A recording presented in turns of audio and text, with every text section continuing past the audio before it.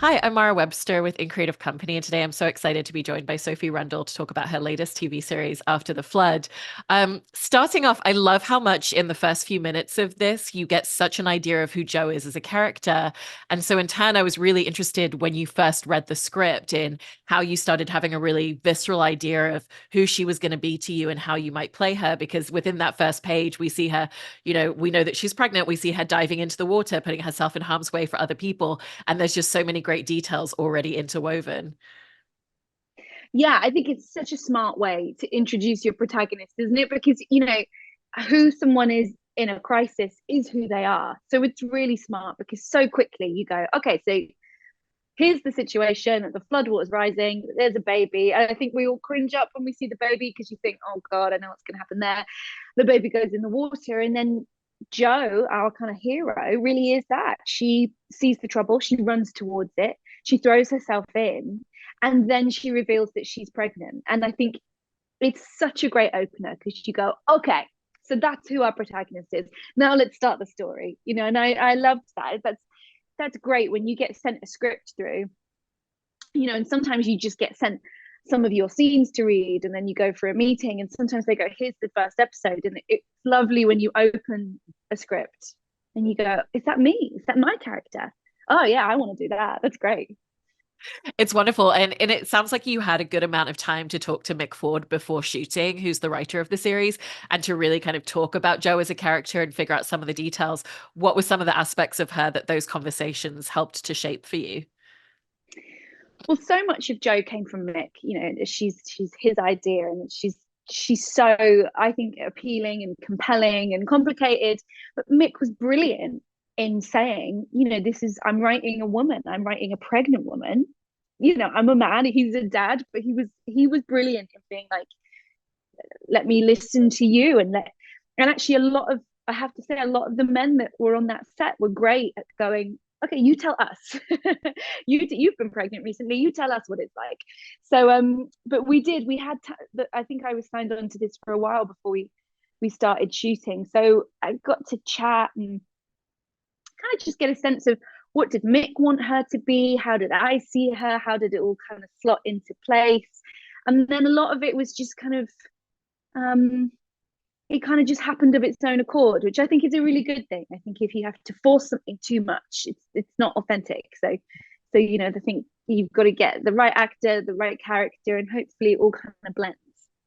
How crucial were some of the elements that you were thinking about in terms of her relationship with her dad? Because her dad has passed away, so he's not a character that we see in the series, but you can see how much of who she is, and particularly that laser focus of ambition and what she wants to achieve professionally. A lot of that comes from growing up with her dad having worked in law enforcement as a detective.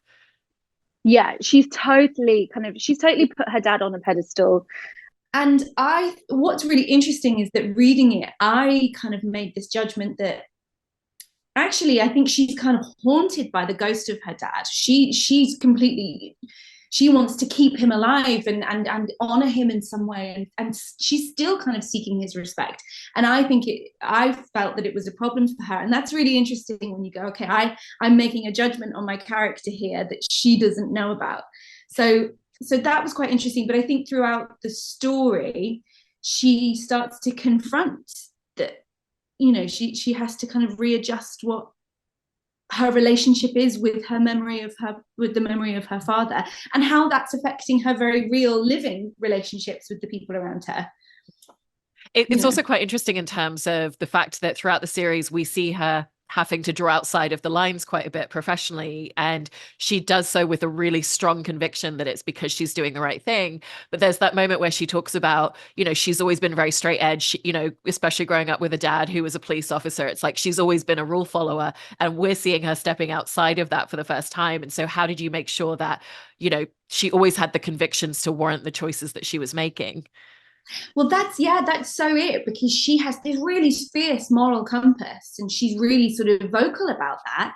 And then throughout the story, she starts to do these things that you go, well, actually, hang on, aren't you breaking the rules here? And how do you justify that?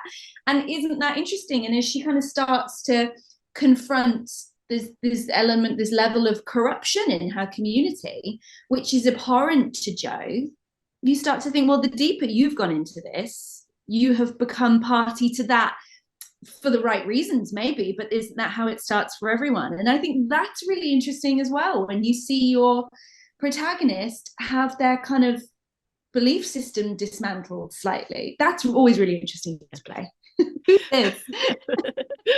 I also love that I've heard you describe how Jo has like a really restless energy, and it feels like she's someone who's kind of always in forward motion, always propelling herself forward. So how did that idea of her energy shape itself into the way that you wanted to capture her and perform her? Yeah, well, I think that I do. I think that she has this kind of this momentum to her, and it makes her slightly reckless. And I think it's driven by who she is, you know. And I think it's slightly driven by this just complete conviction that she's right, which I can relate to. But also this, you know, she's got this baby coming, and there's a very real time limit there, and I think that is a motivator for her, perhaps not in a wholly positive way. I think it kind of it's kind of propelling her forward in maybe an unhealthy kind of rhythm. But I think that was a good way to kind of this when she's confronted with which lane are you going to choose, left or right, you know. It's this kind of, she thinks, no, I know what's right in this situation, and then she kind of looks over her shoulder and thinks, oh God, actually, I need to figure this out because I'm running out of time, and she picks the wrong lane, or is it the wrong lane? I don't know. But yeah, she definitely has that kind of do it first, think about it later, which is it's kind of a good thing, and it's certainly what ultimately ends up getting her into hot water. It also feels like that idea that you're describing of the do it first, think about it later, that side of her comes very much from her mum, who we see as someone who's kind of not afraid to get a little bit messy and to kind of like ruffle some feathers around her in order to do what she thinks is the right conviction as well. And so how much of an influence did you think her mum was in the choices that she's making throughout the series? Yeah, no, she is. And I think that Jo would say, oh, I'm like my dad. Everyone says you're so like your dad, you're so like your dad. But actually, I think the audience would say, you're quite like your mum as well. You know, they've got that kind of, I really like that they're mother and daughter, but they're almost like sisters at the same time. They kind of both wind each other up, you know.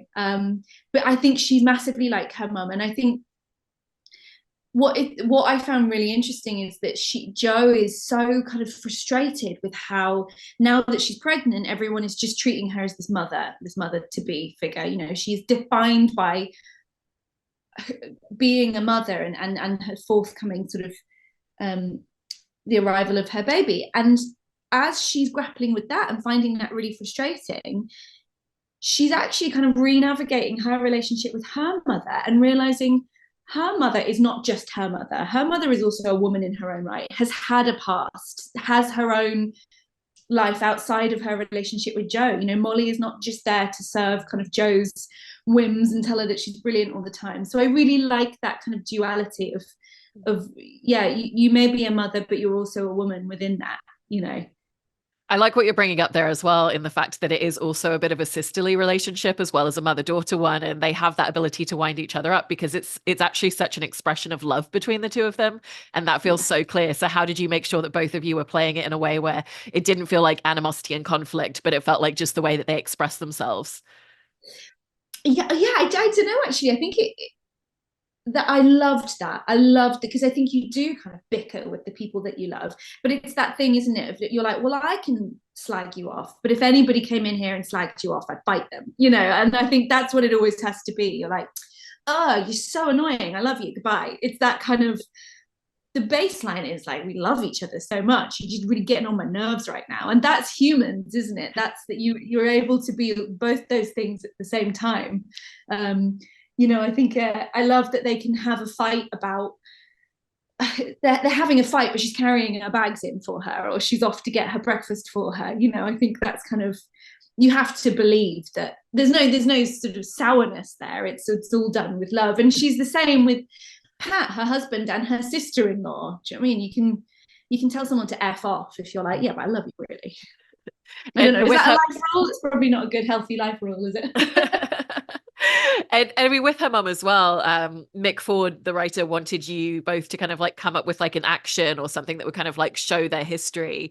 And the two of you kind of came up with that idea of like, what if they're linking fingers with each other? So how did you set about thinking about what would be a great thing that we could do on screen that will really harken back to like, this has been part of how they express themselves to each other since Joe was probably a kid? Yeah, well, yeah. I mean, it's testament to Mick. It's his idea. You know, there was a point where they like sang this song at each other, and then it was this handshake, and it was funny because I was really nervous about it, and I kept saying, "Well, we need to figure out what that is. Like, we need to kind of rehearse it." And you know, there's never any time. And actually, in the end, we were just on set on the day to film that scene, and we were like, "Oh, should we just figure out what it is?" And it was a bit crap and a bit childlike because you're like, "Well, yeah, they've probably been doing it since she was a kid, and she was doing it with her mum." And it's better if it's a bit shite. Do you know what I mean? If it's a bit kind of messy and a bit like silly, and then just by virtue of me and Lorraine doing it, it just made us laugh because it was such a silly thing to be doing, which was even better. And it was better if we got it wrong, and you know, and kind of sent us off into the giggles. But Lorraine has a really infectious energy. She's just one of those lovely people that I don't know, that she just has this thing coming out of her, so she's joyful to be around, so it made it very easy for me because she kind of just gives me the giggles anyway. That's so great. And also in terms of her relationship with her husband, I love that exploration of the reasons that he probably fell in love with her are the reasons that he's being so overprotective. And so how do the two of you set about, you know, he's always loved that, you know, she's very gregarious and very confident and, you know, very adaptable. She's working in this male dominated environment and she's not afraid to kind of like put herself forward physically as well as mentally in that space and be very ambitious. But also looking at what's the dynamic when he's now feeling very overly protective of the baby.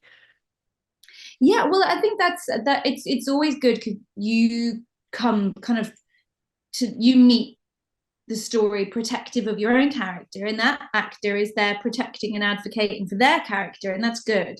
And so we talked about how you can kind of see it from both sides. Like for Joe, I think it's really claustrophobic and frustrating the way Pat treats her and has changed suddenly because she's pregnant, you know, and he's kind of overbearing and patronizing and is so irritating. But then for Pat, I can see how we talked about how hard it is for him. He is also about to become a father. He's also had this sand timer turned over for him and his life's going to change. But this baby that is his is walking around in someone else's body, you know, and he's kind of, and you're jumping into floodwater. And what does that mean? You know, like, and I think that Joe's frustration manifests in blocking him out, which exacerbates Pat's frustrations. So they're not communicating with each other. And you can kind of see how the other one is feeling and why that's a problem. And so she's kind of getting defensive and retreating, and then as she goes into this investigation and she gets deeper and deeper into it, she's keeping secrets from him, so there is this big barrier between them, and I think neither of them quite know how to address it. And so for Pat, I think he's, you know, so irritating in the way he speaks to her sometimes, but you can kind of see where he's coming from. And I think that's it. I think you always have to, you know, nothing is black and white. You always have to see it from both sides as you're doing it. And for the audience, make sure the balance is right, that you're never too firmly in any one camp, so that you kind of root for them. And that point about the communication is such a great point, because I think that's exactly how we see it. Like at the beginning, when there's some conflict between them, they kind of still know how to communicate through it. But then as there become more secrets on both sides, it just kind of takes them further and further apart to the, you know, and especially I think once Joe removes herself from the family home because her sister-in-law and husband and family are all staying there, that also really changes things because they're not forced to be in each other's spaces. And so once she's staying with her mum instead, how did that kind of change the communication that you felt like they had together? Yeah, and it's quite a big thing to just go, I'm just removing myself from this situation. There's a kind of petulant element to Joe. Do you know what I mean? That she's brilliant and she's we love her, but she is kind of a bit mardy and a bit moody times, you know. And I think, yeah, she doesn't make it easy for Pat. I think then Pat doesn't respond in a great way either. You know, I don't know that they're the healthiest couple in the world, but it's, yeah, that's what this wedge is between them. And then they work together, and that's really complicated as well, because you know Joe's kind of trying to get into his space, and it's a very, you do feel for them. I think you do sort of, they're going through a lot, you know, in this series. Yeah, I also wonder if you think that there's kind of like a necessity for her in life of not being afraid of people feeling that she's being too combative about something, because there's that scene at where she's kind of shown up at the office and she doesn't need to be there. She's not on shift. And one of her colleagues is like, don't show up when you don't have a shift. Like, what are you trying to do? Make the rest of us look bad. And it almost feels like her ambition is a slight to the people around her. So she's actually very used to it. And almost sometimes it's a bit of a badge of honor. Like, I know I'm actually doing the right thing if you feel that way. Yeah, I think she does. And I think it sort of doesn't really occur to her to think, she's like, but I'm doing the right thing, I'm doing what needs to be done. And she, I think that I quite like that element, that slight obliviousness to her. She's like, it would never occur to me that me being in the office would make you look bad. And actually Pat really understands that. He understands the language of this world and this kind of, you know, this office. And it's frustrating for Jo because she's kind of locked out of it because it's a bit of a boys' club, let's be honest, you know. And especially as a pregnant woman, she's like, how do I get in here? But Pat speaks it fluently, you know. And so I think he is at times patronizing, but he's also kind of trying to help her. He's saying, like, you don't come in here and tell everyone how to do their job. Like, you have to play by the rules. And that's just not something she's very good at doing. Right. And she has to have that certain level of adaptability to a degree. But then I feel like we get to see a different element when she is on the beat with Deepa, you know, because she doesn't have to kind of absorb herself into like a more masculine space with the two of them. And so for both of them, it's probably this really nice space of just, I can just do exactly how I want to. And so did you feel that that also allowed her to lead a lot more with like empathy and connection when they're kind of out in the community together?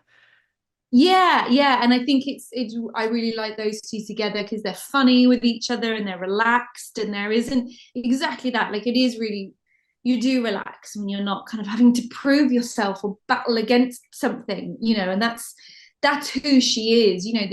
The detective version of Jo is who she's trying to become. She's building that character still, but Jo on the beat with Deepa, like, that's so familiar to her. That's kind of, you know. And then you see her pull deeper into this mystery, and you think, no, don't bring her into your, like, don't sully Deepa. She's, you know, she's one of the good guys. But yeah, nice to see this character on this precipice of change, both personally with motherhood and professionally, leaving kind of one dynamic behind and trying to start in a new one.